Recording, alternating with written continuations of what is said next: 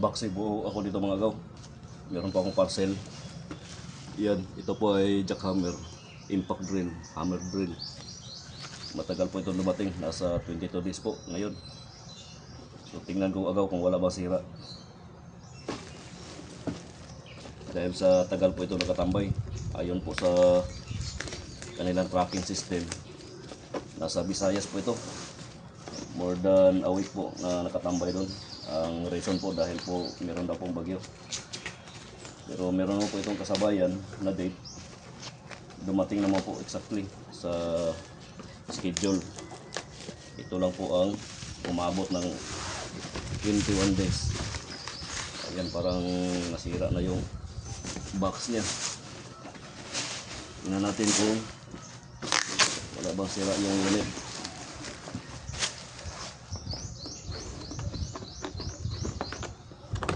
Na nagsarado.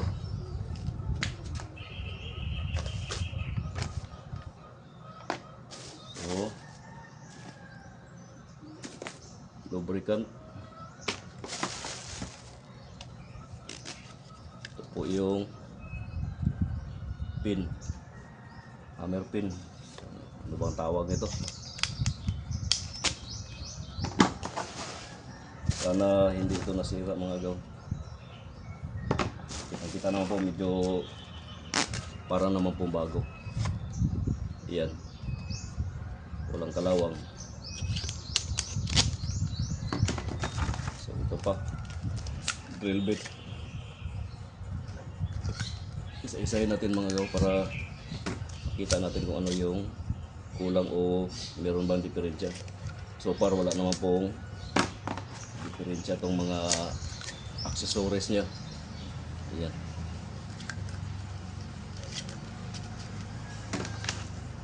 So carbon brass, mayroong dalawa. Saka ito yung importante, sana gagana ito mga gaw. Ayan, malaki, mabigat.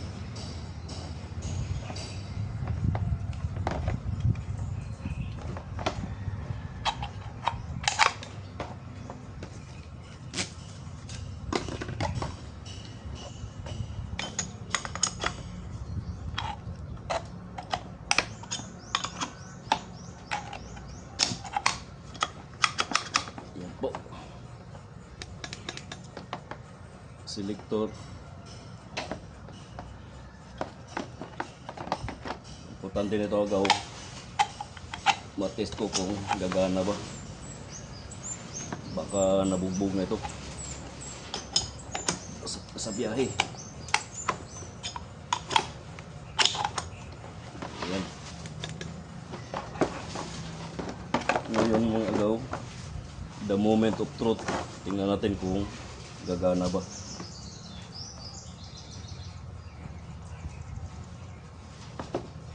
Sana hindi sayang yung pag-aantay ko ng 22 days.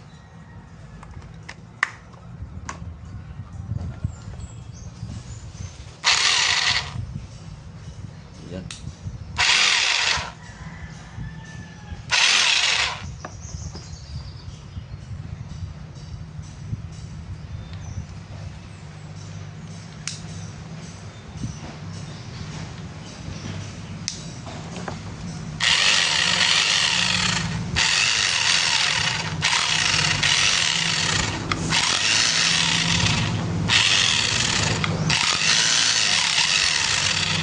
Yan, gumana daw.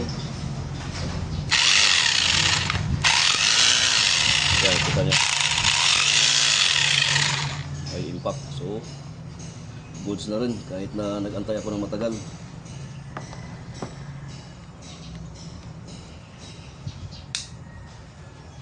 Ito para drilling. Kita niyo umiikot.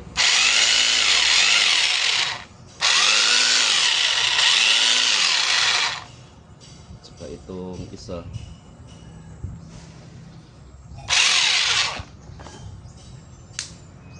one, two,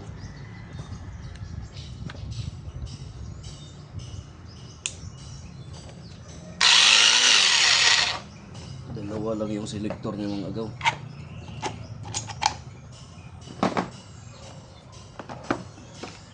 Impact saka drilling.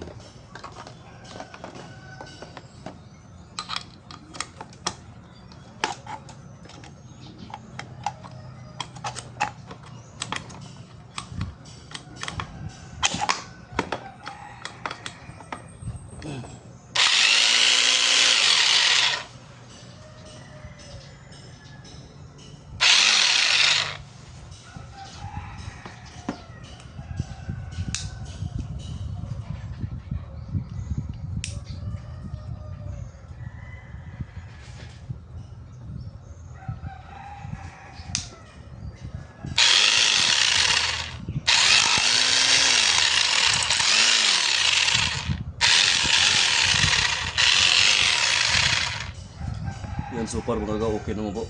Sana tatagal ito.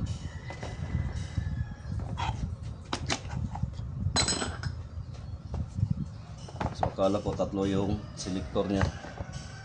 So dalawa lang pala. Drilling tsaka hammer.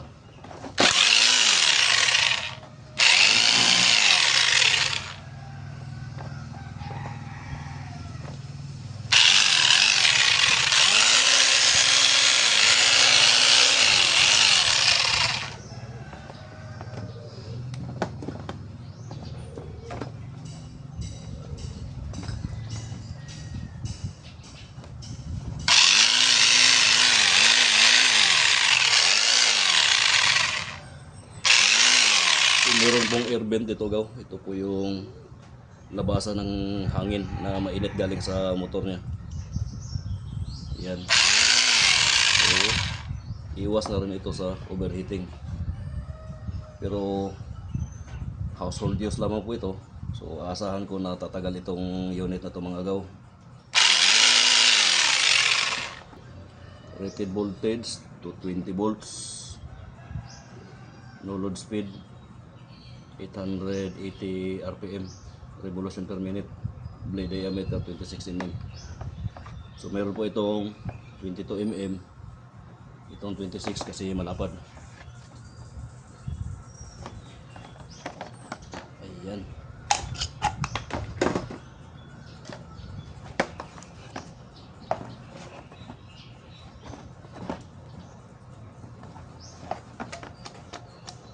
So, sulit na rin po ang paghihintay ko ngayon.